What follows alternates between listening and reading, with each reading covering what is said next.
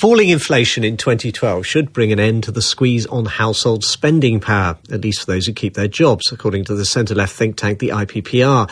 But it's still predicting today what it describes as a bleak 2012 for the UK economy, because growth, either through more demand for Britain's exports or an increase in domestic economic activity, is still not apparent. This morning, Alistair Darling, the former Chancellor, told Today that the situation is far more serious than at the time of the banking crisis in 2008, blaming a lack of political leadership here and across the globe for the failure to stimulate growth.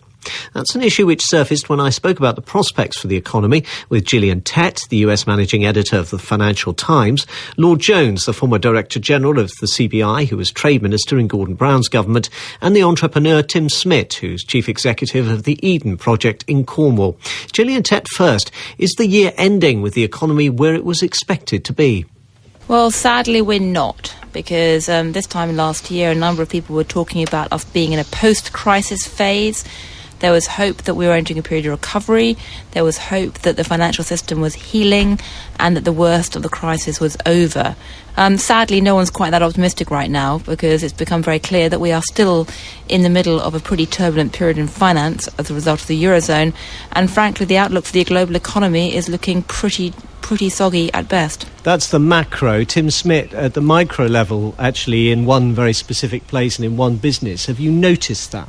What we've noticed is, for example, here we get pretty much the same number of visitors, but people are being a lot more prudent about what they buy. They tend to buy things of better quality that will last, and trinkets and things are no longer selling, which is great. But I think in Cornwall in general, there's a real fear that there's a kind of vacuum of leadership. It's at two levels, one of which is, if you like, the macro leadership, but there's also the feeling that a lot of people are like rabbits in the headlights, not deciding on what to do because they want to see what happens, and actually probably they ought to be deciding what to do because that will shape what happens.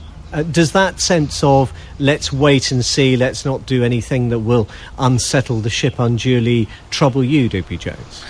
Yes, it does, actually. There's a mood, I don't mind whether it's just in Cornwall or whether it's the whole country, there's a mood of a loss of confidence, a low morale in business and the economy generally. But if you're in certain parts of the economy right now, a good example is, if you're Triumph Motorcycles in Leicestershire, if you're JCB in Staffordshire, if you're Jaguar Land Rover in the Midlands, the world is basically buying everything you can make. So you are employing more people in Britain to satisfy the demand. But on the other hand, if you're a house builder in Britain right now, if you're in certain aspects of financial services, if you're in certain parts of retail, you are having a very torrid time. And if your only market is the Eurozone, well, you frankly have got to, you've really got to get out there and sell around the developing world as well. Ah, yes, the Eurozone, the elephant in the room, Gillian. Absolutely. I'd echo what Digby was saying. There really is a fear of fear itself right now, and people are frozen. One of the most extraordinary things is that businesses across the Western world are sitting on vast quantities of cash, but they just won't spend it, because even if they are seeing individual opportunities themselves, they don't trust whether it's going to last, and they don't know what's going to happen in the future, because things like the Eurozone are tipping us into completely uncharted waters. If there is a risk that the Eurozone may come under pressure, might even break up to a certain degree in the year or two ahead, people haven't seen that before in their lifetimes. What on earth are they going to do to make sense of that? How do they plan and prepare? Has it made you a cautious businessman, Tim Smit, in a way perhaps you wouldn't have been a few years ago? Well, crikey, I suppose say yes, but the truthful answer is no. I have an instinct that out of every bad situation is an opportunity, and the bad situation is a bad situation because the trusted touchstones of the past are now held so highly under question. I think for me, as a non-expert, unlike the other two, I would say that the biggest shock that most people talk about in the pubs is that a group of people, a class of people who are supposed to have the answers, so quite obviously don't take leadership, and don't, if you like, paint a picture of what sunny uplands might look like or the tactics to get there. Now, for me, that is actually quite a good thing in one way, because it means if you stop trusting the old and trusted ways, it may give some openings to people who look at the world in a more maverick way, to open up new businesses, new opportunities, new ways of organising ourselves, which will actually be much more cool in terms of the resource use that we have in this country, which could be a very, very good thing in the medium term. I think that Tim makes a very good point there. But what's scary for many people at the moment is that, for the last 2 or 3 decades, people have been trained to think that if they had a computer spreadsheet and lots of numbers and equations, they could not just predict the future, but basically control their environment. It was all about, quantitative forms of economic measurement and stuff. And the great wake-up call of the last year is that it's actually about the social and political fabric. And the question of what's going to happen next to the Eurozone or the UK or the US really depends on politics and culture and the way that societies behave. And people just aren't trained to understand that or analyse it, and that adds to the sense of unknown. Where then, Gillian, Tett, do you think growth is going to come from, or are we needing to adjust our expectations of what the economy should look like, and maybe one in which growth is slower, smaller, and not such a significant factor? Right now, the so-called BRIC countries, the Brazil, Russia, India and China, the emerging markets, are growing. And that's great news for the global economy. And in theory, in time, they should supply or create not just what economists call supply shock, i.e. lots of factories which compete with Western factories and put potentially Western workers out of jobs, but also demand shock in the sense of creating lots of consumers who in the future could buy the things that Western companies are making or selling. The question is, how do you actually get to that bold new future where Chinese and Indian demand is actually helping British companies and British workers, or American companies and workers, or Eurozone workers? And we're not there yet, and that really is part of the transition challenge right now. And do you see it that way, Digby Jones, that that's the growth that will lift us out of recession?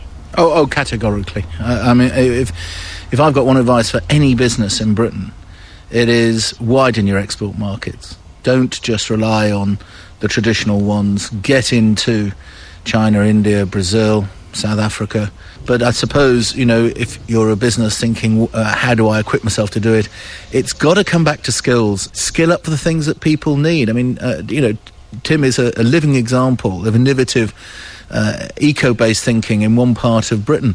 But the concept of what got him there is something which can be replicated in other applications around the world. And as Gillian says, this is where the growth is coming. It is, but it's going to come at an enormous environmental cost. Everything from the industrialisation of India, where 3/4 of the population still work on the land. What happens when they get into factories? But secondly, of course, China taking the natural resource out of the world. I mean, not just out of one part of it to fuel its expansion. Well, that calls for the most enormous skill-up technology and investment. Now, in there has to be quality opportunities for British, French, German, American people. The concept has to be, do you have the confidence to grasp that opportunity? We did 100 years ago. We did after the Second World War. Jury's out on whether we have this time. If there's one profession that ought to know how to create growth, I suppose it's a horticulturalist. Tim Smit, how does your garden grow, and what might we learn from it? Thank you for that. I'm actually really optimistic. We run a course here at Eden called the Green Foundation, which we invented, but it brings companies together.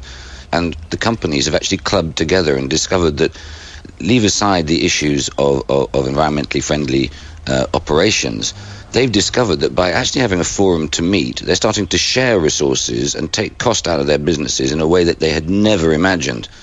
And I think it's going to be really interesting to see how many businesses can actually wake up, smell the roses, talk to their competitors and neighbours, and see whether...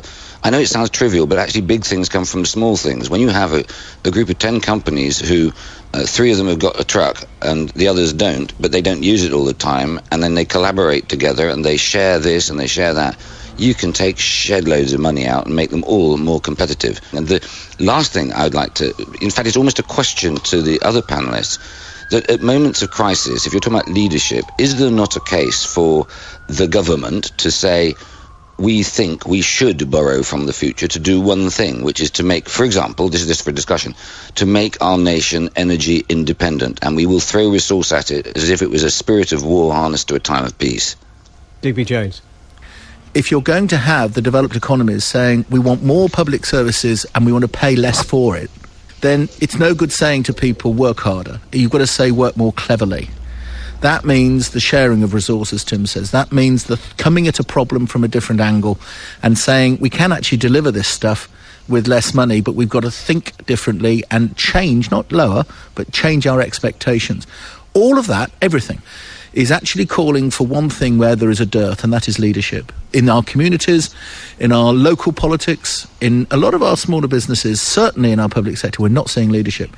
And that's not a British issue either, that's across the developed world. That, actually, I think, is the medium-term challenge. Where do the leaders come from? Gillian Tett, last word. You spend a lot of time in the United States. Are they thinking these things too?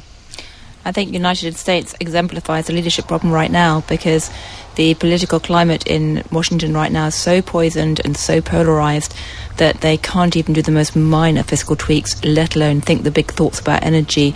So it comes back to my original point, which is 2012 really is the year when it's not just so much the economy stupid that matters, to use that Clinton-esque phrase, it's the politics stupid that matters. And so much depends now on the political fabric, and that, unfortunately, is incredibly hard to predict. Gillian Tett of the Financial Times with Tim Smit and Lord Jones.